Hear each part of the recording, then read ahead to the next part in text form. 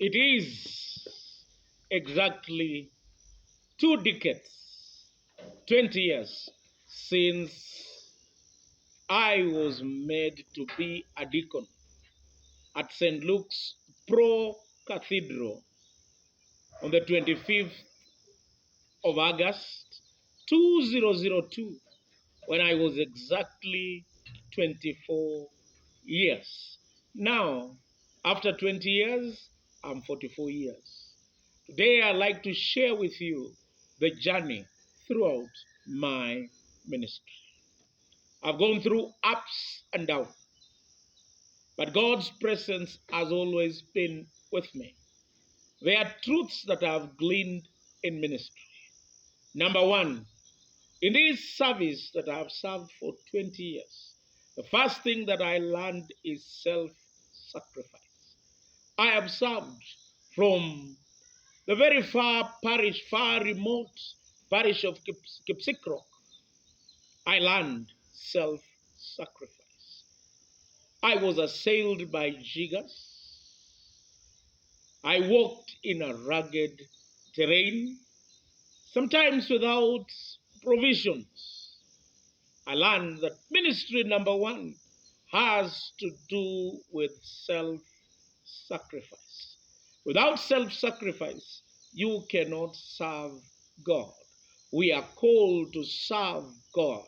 We are not called to survive or to make money. We are called to serve. Number two, in this ministry, I learned that there are many scars. I bore the many scars of ministry. I've served in places where I've lacked transportation.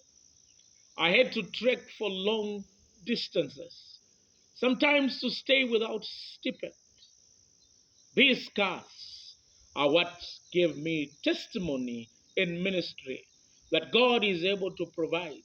He can do exceedingly abundantly beyond what we can think or imagine. Therefore, today I want to tell you that in ministry there are many scars. I used to study in French school, Kamsinga. I used to be a smoker. I conspired to burn the school. These are the scars that I have. And I thank God for His grace that I minister today, remembering that it is by the grace of God that these scars have been turned to be testimonies. In this ministry, sometimes, or more often than not, we are lonely. We lead from the front. Sometimes people will leave you, some will forsake you. But always we must have a strong relationship with God. That's how we soldier on. I remember in 2018, I accepted the nomination for a higher position in the church. I did not succeed.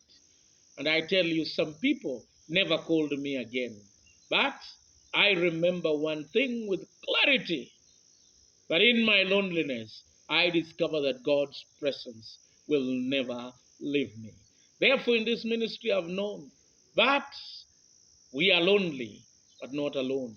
Christ is always with us.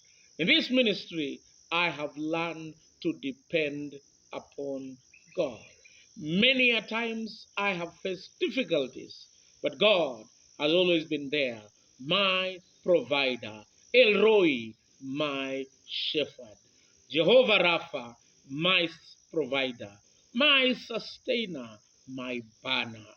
God has been gracious to me. I challenge people that it is a great thing to serve the Lord. And I will always serve. Wherever I'm called, I am called to preach. A preacher at heart, a theologian to the core, and an Anglican churchman to the core of my being.